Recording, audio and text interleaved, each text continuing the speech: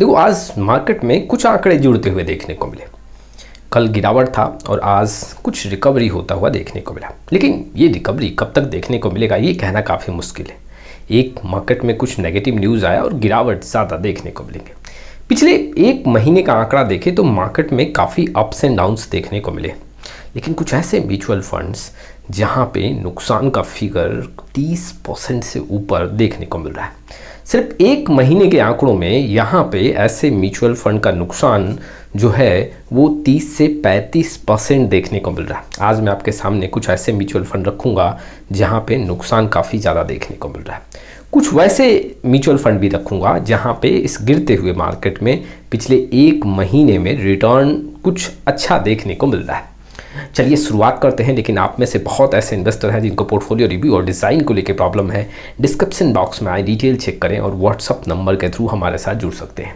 Video के last में मैं ये भी बताऊंगा कि आप ऐसे फंड्स के साथ आप कर क्या सकते हो। चलिए सबसे पहले वैसे फंड्स के आंकड़े को देखते हैं जहां पे नुकसान काफ़ी बड़े फिगर में देखने को मिल रहा है। देखो, पिछले 10 से 15 दिन में हम इक्विटी को वॉच कर रहे हैं कि वाकई में मार्केट में गिरावट काफ़ी ज़्यादा देखने को मिल रहा है, लेकिन अगर दूसरे साइड से ऐसे म्यूचुअल फंड में देखोगे तो नुकसान का फिगर काफ़ी बड़ा है।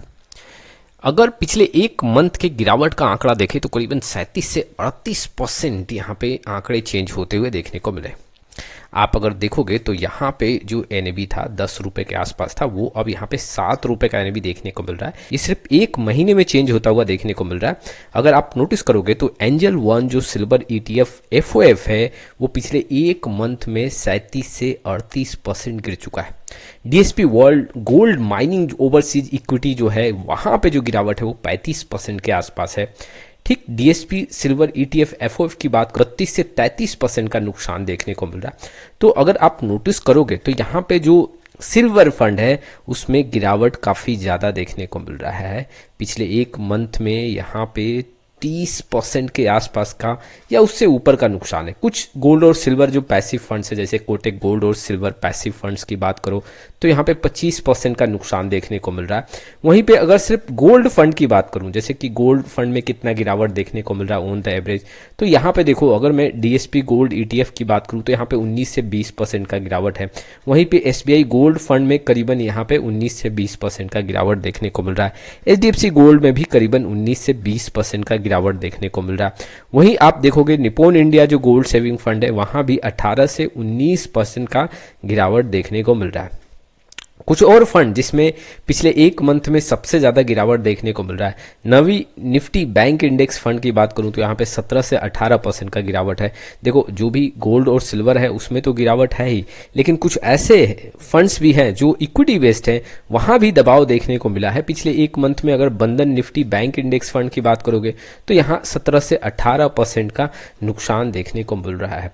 तो अधिकतर जो पिछले एक मंथ में नुकसान देखने को मिल रहा है म्यूचुअल फंड में वो आप देख सकते हो। अगर मैं मेटल्स की बात करूं तो वहां पे नुकसान करीबन 35 से 37% के आसपास। जो गोल्ड्स फंड्स हैं उसमें करीबन 20% के आसपास का नुकसान है। और बैंकिंग सेक्टर के जो इंडेक्स हैं उसमें वहां पे गिरावट ज़्यादा देखने को मिला है। तो कुछ वैसे फंड्स भी हैं जो बैंकिंग सेक्टर इंडेक्स बेस्ड हैं, वहां भी नुकसान करीबन 16 से 17% का देखने को मिल रहा है। यहाँ पे मोतीलाल ओसवाल जो BSE enhance value index fund है इसका भी नुकसान करीबन 19 से 20% का है। जो SBI BSE PSU bank index fund है यहाँ नुकसान जो है वो करीबन 19% का है। तो पिछले एक मंथ में कुछ ऐसे फंड्स हैं जहाँ पे नुकसान काफ़ी ज़्यादा देखने को मिले हैं, जिसमें से गोल्ड और सिल्वर के फंड्स यहाँ पे सबसे ज़्यादा देखने को मिल रहे हैं। कुछ ऐसे फंड्स हैं जो पिछले एक मंथ में यहाँ पे करीबन 9 से 10% का भी रिटर्न बना के दिए हैं। जैसे देखो मैं आपके सामने आंकड़े रखूँ तो यहाँ पे अगर आप देखोगे तो Nippon India Taiwan equity fund जो ये डायरेक्ट ग्रोथ है यहाँ पे पिछले एक मंथ में 9 से 10% का जंप लेता हुआ आंकड़ा देखने को मिल रहा है। वहीं पे मिराई एसेट जो NYSE FANG and ETF FOF है यहाँ 2 से 3% का जंप देखने को मिल रहा है। जैसे अगर मैं Nippon India Taiwan equity fund का NAV का प्राइस देखूँ तो करीबन 23 से 24 है, वो बढ़ के अब 26 से 27 देखने को मिल रहा है। ये पिछले एक मंथ का रिकॉर्ड है। और मिराई एसेट NYSE फैंग में यहाँ पे कुछ पैसों का चेंज हुआ है जिसके चलते 2 से 3% यहाँ पे पॉजिटिव आंकड़ा देखने को मिल रहा है। नहीं तो अधिकतर फंड में यहाँ पे पिछले एक मंथ में नुकसान का आंकड़ा देखने को मिला है। और नुकसान का आंकड़ा कुछ वैसे जो मेटल बेस्ड फंड है उसमें 30% के ऊपर भी देखने को मिला है। अब देखो आपने ये तो देख लिया कहाँ नुकसान ज़्यादा देखने को मिल रहा है, कहाँ पैसा ज़्यादा बना है।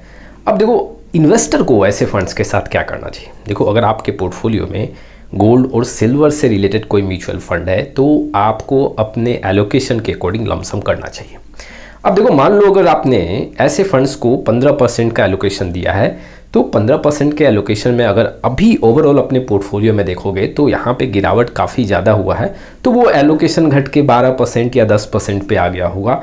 तो वैसे सिचुएशन में जो आप 3 से 4% का एलोकेशन लैप्स हो रहा है उसको अब लमसम के तौर पे यूज कर सकते हो, क्योंकि वहाँ पे गिरावट ज़्यादा देखने को मिल रहा है। देखो गोल्ड फंड में करीबन 19 से 20% का नुकसान है पिछले एक मंथ में, और अगर सिल्वर की बात करूं तो आंकड़े यहाँ पे 35% तक पहुंच चुके हैं। तो ऐसे फंड्स में एलोकेशन के अकॉर्डिंग आपको कुछ लमसम करना चाहिए, गिरावट में इसको ग्रैब आपको करना चाहिए। दूसरा, जहां पे मार्केट में आपको अच्छा रिटर्न देखने को मिल रहा है, जैसे कि मैंने आपके सामने एक फंड रखा, वहां पे मार्केट में पिछले एक महीने में ही 10% का रिटर्न देखने को मिला है। अब ऐसे सिचुएशन में अगर आपके पोर्टफोलियो में ऐसे फंड्स हैं तो आपको कंटिन्यू करना चाहिए, यहाँ पे अभी आपको लमसम नहीं करना है। लेकिन अगर एसआईपी का ऑप्शन है तो यहाँ पे एसआईपी के थ्रू आप इन्वेस्ट कर सकते हैं। लेकिन देखो कई ऐसे इंटरनेशनल फंड हैं जहाँ पे फ्रेश एसआईपी और लमसम का विंडो क्लोज है, तो इन्वेस्टर को बहुत बड़ा बेनिफिट यहाँ पे तो देखने को नहीं मिलेगा। लेकिन अगर कहीं आप इंटरनेशनल फंड के साथ जुड़े हो और पिछले एक महीने में वहाँ पे रिटर्न अच्छा खासा देखने को मिल रहा है और वहाँ पे अगर एसआईपी का विंडो ओपन है तो आप अपने एसआईपी को कंटिन्यू कर सकते हो। रही बात गोल्ड और इक्विटी बेस्ड जो फंड है, वहाँ पे जो मैंने आपको बोला कि लमसम आपको ऐसे सिचुएशन में करना चाहिए। हाँ, जो आपका एसआईपी चल रहा है उसको तो आपको कंटिन्यू करना ही है, लेकिन इस बात को आपको ध्यान रखना है कि बहुत बड़ा एलोकेशन पार्ट नहीं करना है। एक बात और मैं यहाँ पे ऐड करना चाहूँगा, देखो बहुत ऐसे इन्वेस्टर हैं सिर्फ सिल्वर में पार्टिसिपेट कर रहे हैं। मैं यहाँ पे एडवाइस करना चाहूँगा कि देखो सिल्वर काफ़ी वोलेटाइल होता है। अगर आप देखोगे तो सिल्वर में ज़्यादा गिरावट है कंपेयर टू गोल्ड। आपको एक ही मंथ में सिल्वर 40% 50% भी टूट सकता है, तो वैसे सिचुएशन में नुकसान का फिगर काफ़ी बड़ा होगा।